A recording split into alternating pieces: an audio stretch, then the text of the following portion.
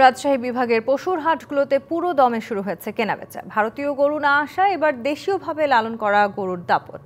৮ জেলায় ২৬ লাখ কোরবানির পশুর চাহিদা থাকলেও রয়েছে ৪৩ লাখের বেশি। দাম নিয়ে বিক্রেতারা হতাশ থাকলেও ক্রেতারা বলছেন স্বাভাবিক।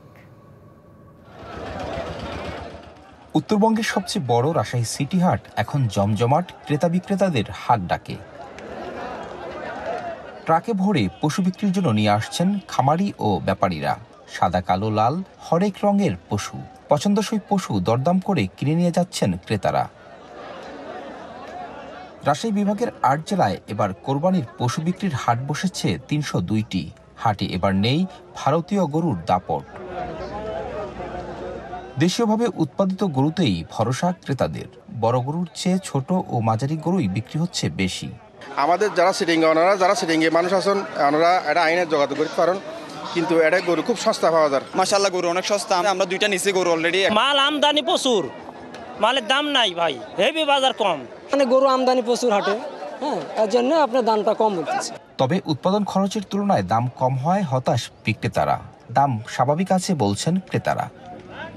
নগদ পেমেন্টে 500 টাকা পর্যন্ত ক্যাশব্যাক আর লেনদেনে প্রতিদিন ডিপ ফ্রিজ এবং ঘন্টায় ঘন্টায় এসি টিভি সহ দারুণ সব গিফট। কেনাবেচায় সহযোগিতা দিচ্ছে প্রাণী সম্পদ বিভাগ, দেয়া হচ্ছে প্রাথমিক চিকিৎসাও। রাজশাহী বিভাগে আগামী কোরবানির জন্য আমাদের প্রায় ৪৩ লক্ষ গরু, মহিষ, ছাগল এবং ভেড়া প্রস্তুত আছে। আমাদের এই মুহূর্তে রাজশাহী বিভাগে আমাদের ১৬১টি স্থায়ী হাট এবং ১৪১টি অস্থায়ী হাট বসবে। হাটের নিরাপত্তায় সজাগ আছে আইন শৃঙ্খলা বাহিনী। এই অঞ্চলে অনেক বড় বড় কোরবানির হাট হয়ে থাকে, যেমন এই হাটগুলোতেও আমরা বিশেষ নিরাপত্তা ব্যবস্থা নিয়েছি।